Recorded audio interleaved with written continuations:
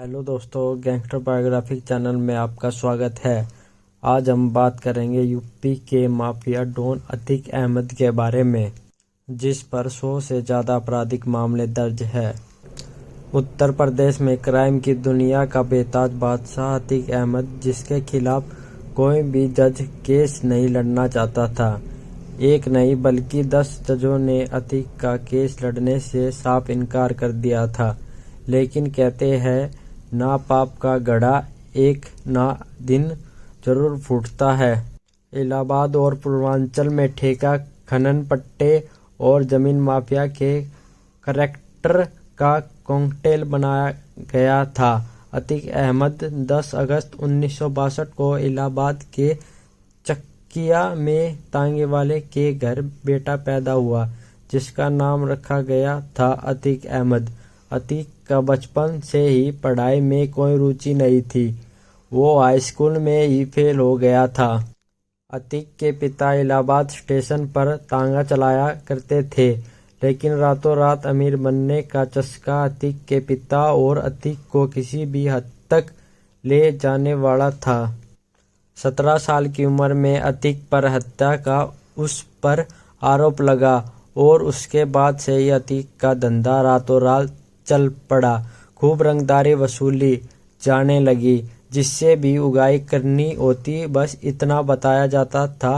अतीक अहमद फिर क्या, सामने वाला खुद ब खुद पैसे भेज देता था। 17 साल की उम्र में जवानी की दहलीज पर कदम रखते ही अतीक अहमद के खिलाफ पहला मुकदमा दर्ज, और वो भी हत्या का। साल 1979 में महज 17 साल की उम्र में अतीक पर कत्ल का इल्जाम लगा।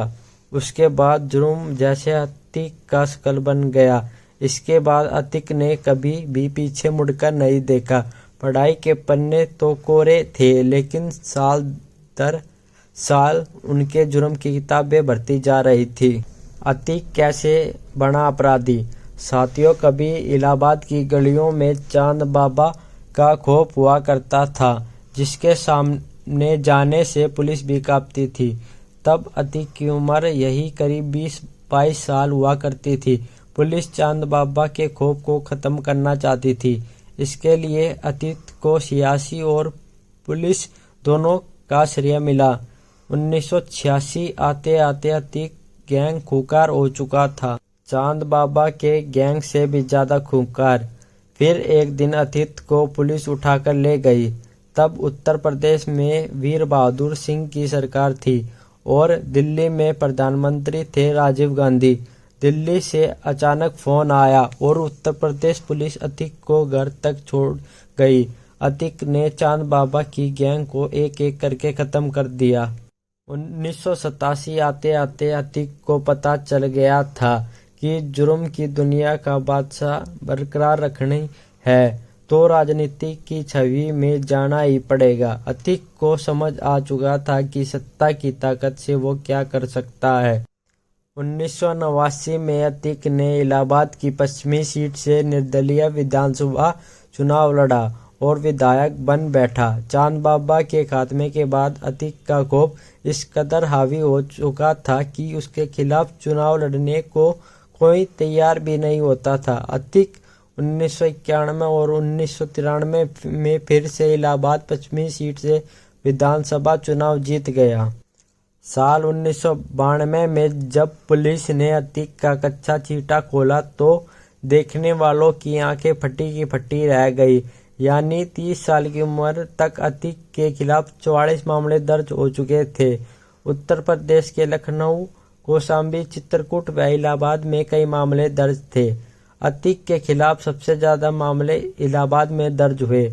उसके जुर्म का किस्सा उत्तर प्रदेश से बाहर निकलकर बिहार तक चला गया। बिहार में भी अतीक के खिलाफ हत्या, फिरौती व अन्य गैंगस्टर के मामले दर्ज हुए।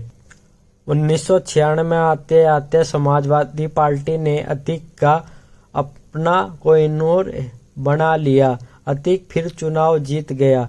हर चुनाव के बाद अतीक का बाहुबल का परचम और तेज लहराने लगा। 1999 में अतीक ने दल बदला और अपना दल में शामिल हो गया। फिर वो 5वीं बार विधायक बन गया। बैठा महंगे और लग्जरी गाड़ियां, आधुनिक हथियार यह अतीक अहमद के सबसे बड़े शौक बन गए।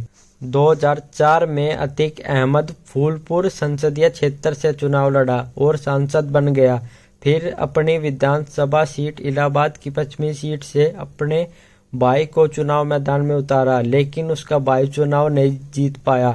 4000 वोटों से जीत हासिल करने वाले समाजवादी पार्टी के राजूपाल कभी अतीक का दाहिना हाथ हुआ करता था। अतीक अपने भाई की हार से इतना बौखला गया, उसने 25 जनवरी 2005 को राजूपाल को 19 गोलियों से भून डाला। इसके बाद से ही अतीक का बुरा दौर शुरू हो गया। 2007 के विधानसभा चुनाव में अतीक का भाई इलाहाबाद पश्चिमी सीट से फिर से चुनाव हार गया।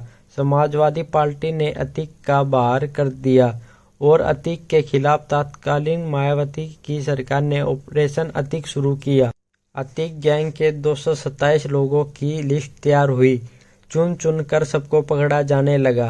1986 से 2007 तक अतीक पर 1 दर्जन से ज़्यादा मुकदमे गैंगस्टर एक्ट के तहत लग चुके थे।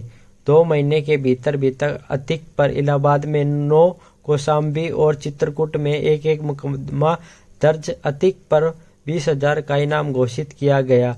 उसके करोड़ों की संपत्ति सीज कर दी गई, बिल्डिंग गिरा दी गई।